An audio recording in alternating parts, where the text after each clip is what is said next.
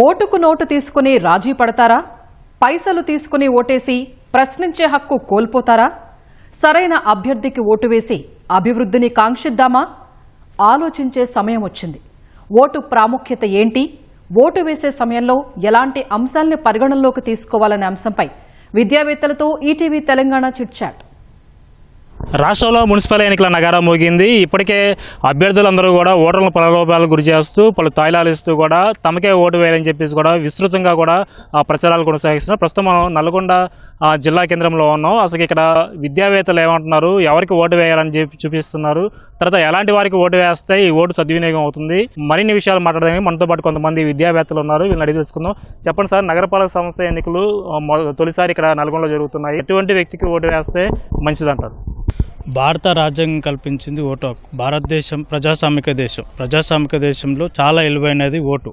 Vote అనేది vote వేసి ప్రజాస్వామ్యాన్ని కాపాడాలి. ఓటు అమ్ముకొని దాని భవిష్యత్తు అమ్ముకోవద్దని చెప్పేసి కూడా కోరుతా ఉన్నాం. సాగునీరు అదేవిధంగా పట్టణాలలో మున్సిపాలిటీలో అండర్ గ్రౌండ్ డ్రైనేజీ కావచ్చు, రోడ్లు కావచ్చు, స్ట్రీట్ లైట్ కావచ్చు, విద్యా, వైద్యం ఇలాంటి మౌలిక సదుపాయాలు ఎవరైతే అభివృద్ధి చేస్తారో, అంటే వ్యక్తి పార్టీల గుర్తులపైన జరిగే ఓట్లు కాబట్టి వ్యక్తులను దృష్టిలో పెట్టుకొని ఓటుకు ఎవరైతే అభివృద్ధి చేస్తారో అభివృద్ధి చేసే వారికే ఓట్లు వేయాలని చెప్పేసి కూడా ఎలాంటి ప్రలోభాలు గురి కాకుండా మీరు ఓటు హక్కు వినియోగించుకోవాలి. అయితే ఈ ఓటు వేసే సమయంలో మనం ఎలాంటి ఆలోచన చేయాలి, ఎటువంటి వ్యక్తికి ఓటు వేస్తే మనకి మంచి జరుగుద్ది, నగరపాలక సంస్థ అభివృద్ధి జరుగుద్ది? డాక్టర్ బిఆర్ అంబేద్కర్ గారు చెప్పినట్టు, నేను నా ప్రజల చేతికి కత్తినివ్వలేదు, ఓటు అనే ఆయుధాన్ని ఇచ్చాను. మీరు ఆ ఓటుతోటి పోరాడి రాజులు అవుతారో, ఓటు అమ్ముకొని బానిసలు అవుతారో అని మనకు హితబోధ ఆనాడే చేసిండు. కాబట్టి ప్రతి ఓటరు తమ ఓటు హక్కును ఉపయోగించుకొని సమర్థులైనటువంటి మీ స్థానిక సమస్యల్ని పరిష్కరించే అభ్యర్థిని మీరు ఎన్నుకోవాలి. ఎందుకంటే వార్డు మెంబరు 1 లక్ష రూపాయలే ఖర్చు పెట్టాలి మున్సిపాలిటీలో. కార్పొరేటర్లు 1,50,000 మాత్రమే ఖర్చు పెట్టాలి. విపరీతంగా పెడుతున్నట్టయితే మళ్ళీ ఆ ధనాన్ని, ఖర్చు పెట్టిన ధనాన్ని సంపాదిస్తేందుకు ప్రయత్నం చేస్తాడు. మీరు డబ్బులు తీసుకురంటే మీరు 5 ఏళ్ళు మీ ఓటు నమ్ముకున్నట్టే. కాబట్టి ఓటు వజ్రాయుధం, బ్రహ్మాస్త్రం. బుల్లెట్ కంటే బ్యాలెట్ ముఖ్యమైనది. మీరు ఓటు హక్కును సద్వినియోగం చేసుకోండి. ఓటు నోటు కాదు, ఓటు భవిష్యత్తుకు పునాది. చెప్పండి మేడం, ఈసారి నగరపాలక సంస్థ ఎన్నికలు తొలిసారిగా జరుగుతున్నాయి. అయితే ఇక్కడ మహిళలు అధిక సంఖ్యలో ఉన్నారు, యువత కూడా అధిక సంఖ్యలో ఉన్నారు.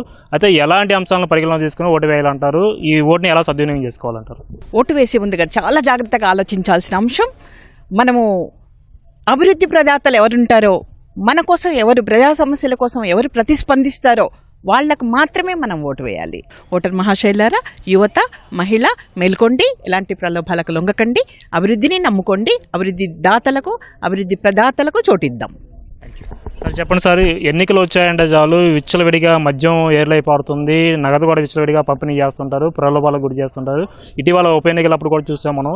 ఉమ్మడి నల్గొండ జిల్లాలోనే వీటి ప్రభావం కూడా ఎక్కువగా కనిపిస్తుంది. అయితే ఇప్పుడు ఓటు వేసే సమయంలో ఓటర్లు ఏం ఆలోచించాలి, ఎటువంటి వ్యక్తులకు ఓటు వేయాలి? మనం బాధలలో ఉన్న జిల్లా మన తెలంగాణ, కడు బాధలలో ఉన్న తెలంగాణ ప్రాంతం. ఫ్లోరైడ్ పోలే, బాధలు పోలే, మన న్యాయపరమైన వాటా కొరకు కొట్లాడినాం, కొంత తీసుకొచ్చినాం, మిగతాది కూడా తెచ్చుకోవాలి. అందుకని తెలంగాణ ప్రజలు, తెలంగాణ అంతా కూడా ఫ్లోరైడ్ అట్నే ఉంది, బాధలు అట్లనే ఉన్నాయి. వీటి నుంచి పడేయటానికి మంచి జీతగాండ్లను, మంచి సేవకులను ఎన్నుకోవాలి. నాయకులు అనేది లేదు పదం, సేవకులు, జీతగాండ్లు ఉన్నారు.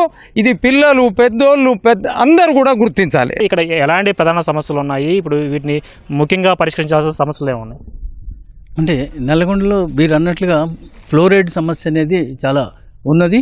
తర్వాత మురుగునీటి సమస్య కూడా చాలా ప్రధానంగా ఉన్నది. కాబట్టి నిలబడేటువంటి అభ్యర్థులు ఎవరైతే ఉన్నారో పట్టణ యొక్క సమస్యల మీద పూర్తి అవగాహన కలిగి వాటిని పరిష్కరించడంలో చిత్తశుద్ధి కలిగినటువంటి నాయకులను మనం ఎన్నుకోవాల్సినటువంటి పరిస్థితి ఉన్నది. అందుకే ఆశ ఉన్నవానికి మనం ఓటు వేస్తే దోచుకుంటాడు, ఆశయం ఉన్నవానికి మనం ఓటు వేసినట్లయితే అభివృద్ధి పదంలోనికి తీసుకొని పోవడం జరుగుతుంటుంది.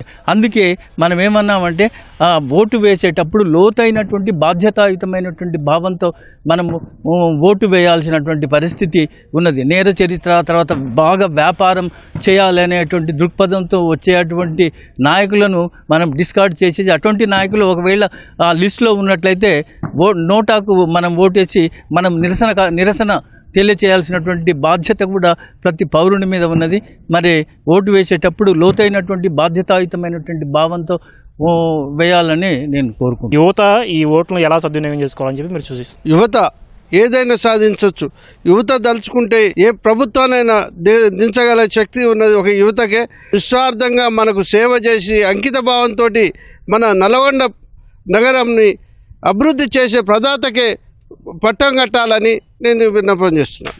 ఓటు అనేది ఒక కీలకమైన ఆయుధం. ఈ ఆయుధాన్ని ప్రతి ఒక్కరు కూడా సద్వినియోగం చేసుకొని మంచి వ్యక్తికి కనుక ఓటు వేస్తే ఈ నగరపాలక సంస్థ ఒక స్మార్ట్ సిటీగా తీర్చిదిద్దే అవకాశం కూడా కనిపిస్తుందని చెప్పి కూడా విద్యార్థులు అయితే ఆశాభావం వ్యక్తం చేస్తున్నారు. కెమెరామెన్ జనార్దన్తో ఈశ్వర్, ఈటీవీ న్యూస్, నల్గొండ.